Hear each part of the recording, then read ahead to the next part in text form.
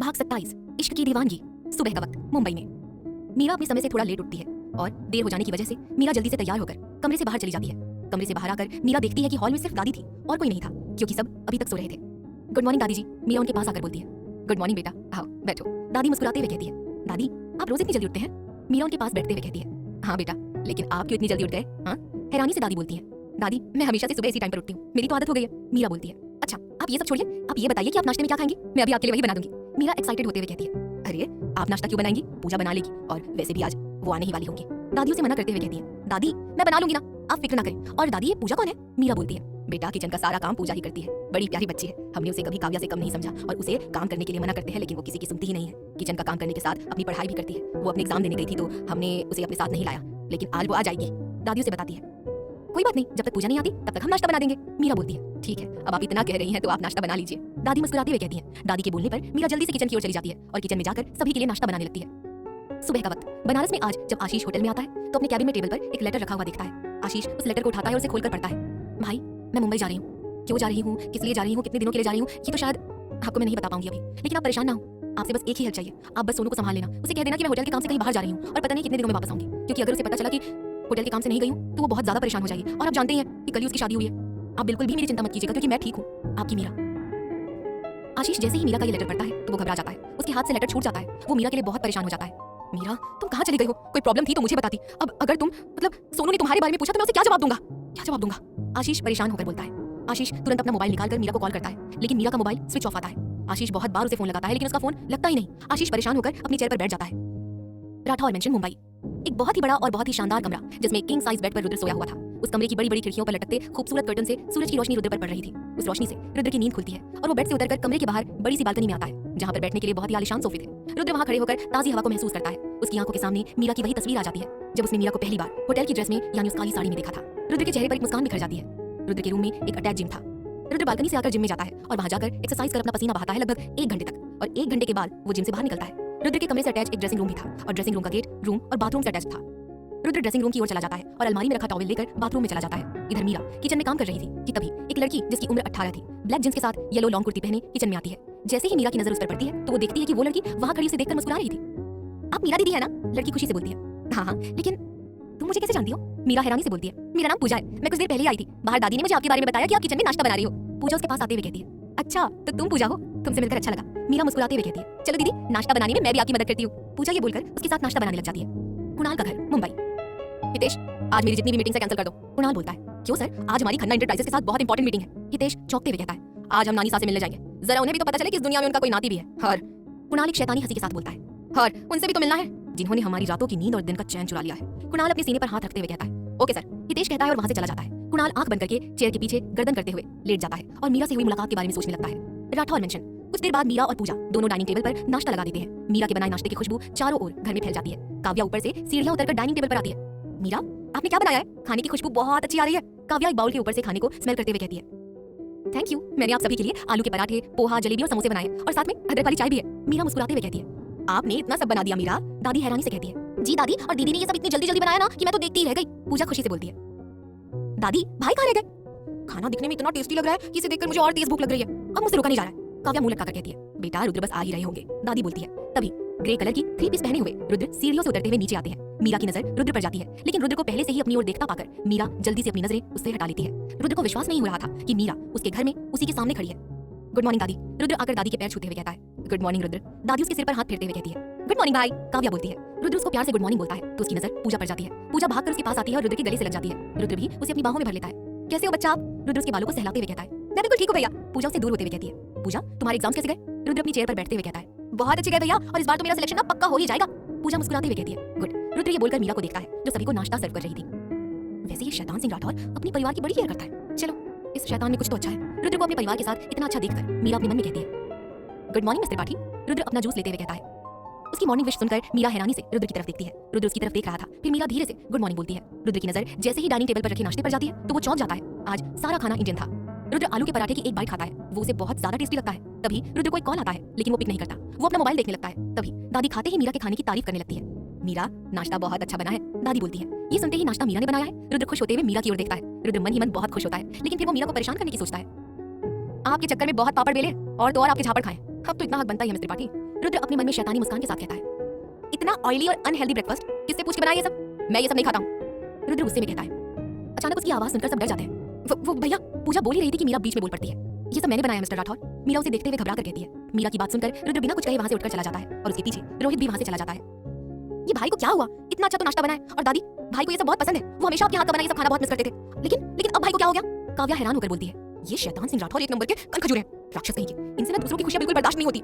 मीरा मन में रुद्र को कोसते हुए कहती है, एक बात बताओ काव्या, आपके भाई को क्या बचपन में सिर पर कहीं कोई चोट लगी थी क्या, जो हर वक्त उनका ऊपर वाला फ्लोर खिसका हुआ रहता है? क्योंकि मुझे तो वो एक नंबर के खिसके हुए लगते हैं, जैसे उनकी खोपड़ी का फ्यूज उड़ा हुआ हो।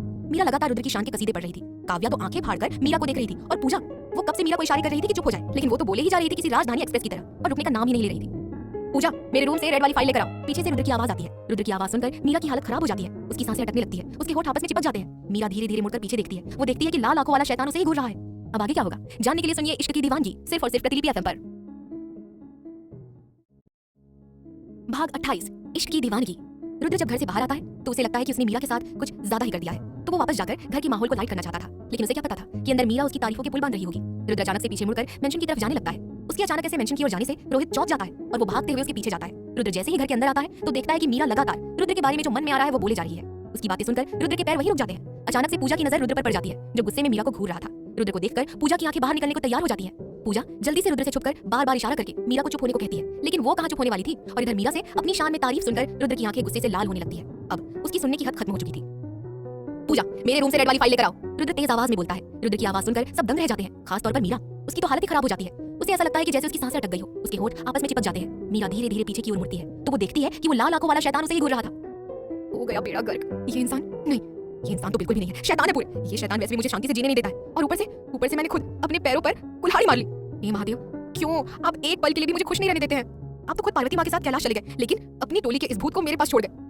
जैसे अभी मुझे घूर रहे हैं ना, लग रहा है 13 दिन बाद यहाँ सब मेरी फोटो पर माला चढ़ा रहे होंगे। मीरा अपने मन में डरते हुए कहती है, और उसके चेहरे पर 12 बज रहे थे। ऐसा लग रहा था जैसे कुछ देर में वो रो देगी। जब तक रुद्र की फाइल पूजा उसके कमरे से लेकर आती है, उस दौरान रुद्र की नजर एक पल के लिए मीरा से नहीं हटती है। काव्या, रोहित और दादी की तो आवाज ही नहीं निकल रही थी। माहौल ऐसा हो गया था कि अगर सुई भी गिर जाए ना तो उसकी आवाज सबको मालूम चल जाएगी।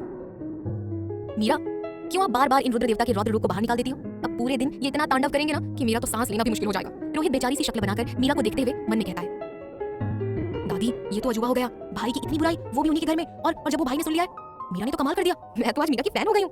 काव्या धीरे से फुसफुसाते हुए दादी से कहती है, लेकिन दादी ने तो कुछ और ही देखा। उन्होंने ये महसूस किया कि मीरा ने रुद्र के बारे में इतना कुछ बोल दिया, लेकिन रुद्र सिर्फ गुस्से में खड़े हुए मीरा को देख रहा है। जबकि कोई और मीरा की जगह होता तो कब अपनी जान से हाथ धो बैठता। दादी को ये बात बहुत अजीब लग रही थी। पूजा जल्दी से फाइल लेकर आती है और कांपते हुए हाथों से फाइल रुद्र को देती है। रुद्र उसके हाथों से फाइल ले लेता है, लेकिन मीरा से अपनी नजरें नहीं हटाता, और मीरा तो चुपचाप खड़ी थी, जैसे किसी बच्चे को पनिशमेंट मिली हो। कितनी देर से आपको इशारा कर रही थी, लेकिन दीदी आपने तो एक बार भी मेरी तरफ नहीं देखा, और चुप होने का तो आप नाम ही नहीं ले रही थी। पूजा पीछे खड़े होकर मीरा को मन में देखते हुए कहती है। मीरा उसके चेहरे के भाव को देखकर समझ रही थी कि पूजा उसे क्या बोलना चाह रही है। फिर मीरा बेचारा सा चेहरा बनाकर उसकी तरफ देखती है, जैसे उसे सॉरी बोल रही हो। दादी, मैं ऑफिस जा रहा हूँ, रुद्र बोलकर वहां से चला जाता है, और रोहित भी उसके पीछे पीछे चला जाता है। रुद्र के वहां से जाते ही मीरा राहत की सांस लेती है, जैसे कितनी बड़ी जेल से छूटी हो। काव्या को तो बहुत हंसी आ रही थी, और पूजा की हालत खराब थी। मीरा जल्दी से दादी के पास जाती है। मुझे माफ कर दीजिए दादी, मेरा कहने का वो मतलब नहीं था। वो तो मैं, वो शैतान, मेरा मतलब है मिस्टर राठौर, जानबूझकर ऐसा कर रहे थे, तो हमें गुस्सा आ गया थोड़ा सा। आई एम सॉरी दादी। मीरा उदास होते हुए बोलती है। मीरा को ऐसे देखकर दादी, काव्या और पूजा को अच्छा नहीं लगता है। मीरा, आप पहले शांत हो जाइए, और ऐसी कोई बात नहीं है, आप फिक्र ना करें। आप मुस्कुराती हुई बहुत अच्छी लगती है, आप जाकर अपना नाश्ता कर लीजिए। दादी बड़े ही प्यार से मीरा को कहती है। दादी, आप सच में बहुत अच्छी हैं, लेकिन सच बताइए, ये मिस्टर राठौर आपके ही पोते हैं ना?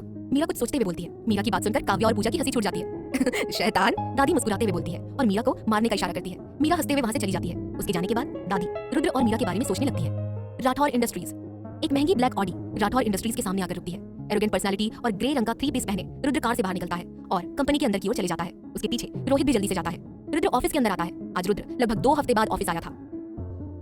सभी ऑफिस वर्कर्स रुद्र को गुड मॉर्निंग विश करते हैं। रुद्र उन सबको इग्नोर करते हुए अपनी कैबिन की तरफ चले जाता है। रुद्र अपनी पर्सनल लिफ्ट में जाता है, और लिफ्ट उसके कैबिन के फ्लोर पर ही रुकती है। रुद्र लिफ्ट से निकलकर अपनी कैबिन की ओर चले जाता है। रुद्र का कैबिन राठौर इंडस्ट्रीज के 22वें फ्लोर यानी बिल्डिंग के टॉप फ्लोर पर था।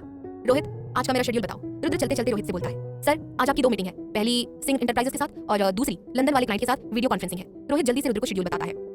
रुद्र अपनी कैबिन में पहुंचता है और जाकर अपनी चेयर पर बैठ जाता है। रोहित उसके कैबिन से निकलकर रुद्र के लिए कॉफी रेडी करवाने के लिए चला जाता है। रुद्र अपनी आंखें बंद करके चेयर पर टिक करके बैठ जाता है। जैसे ही वो अपनी आंखें बंद करता है तो उसे मीरा का चेहरा दिखाई देने लगता है। रुद्र जल्दी से अपनी आंखें खोल लेता है। तभी उसके कैबिन के दरवाजे पर कोई नॉक करता है। रुद्र उसे अंदर आने की परमिशन देता है। कैबिन का दरवाजा खोलकर हाई हील्स और ब्लू कलर की शॉर्ट ऑफिस ड्रेस पहने हुए, अपने चेहरे पर बड़ी सी मुस्कान लिए हुए आलिया अंदर की ओर आती है। आलिया को देखकर रुद्र थोड़ा सा हैरान हो जाता है। गुड मॉर्निंग रुद्राक्ष, आलिया बोलती है। Good morning miss Alia, Rudra बिना किसी भाव के बोलता है। रुद्र इशारे से आलिया को बैठने के लिए कहता है। रुद्राक्ष, आप अचानक मुंबई आ गए, सब ठीक है ना? आलिया झूठी फिक्र दिखाते हुए कहती है। रुद्र को इस वक्त पता नहीं क्यों आलिया का वहां होना बिल्कुल भी पसंद नहीं आ रहा था, लेकिन वो अपने बिजनेस के लिए उसे आलिया को बर्दाश्त करना पड़ रहा था। या everything is okay miss Alia, अब हमें अपना प्रोजेक्ट शुरू करना चाहिए। ऑलरेडी हम अपना बहुत टाइम खराब कर चुके हैं। रुद्र फाइल आलिया के सामने करते हुए कहता है ओके।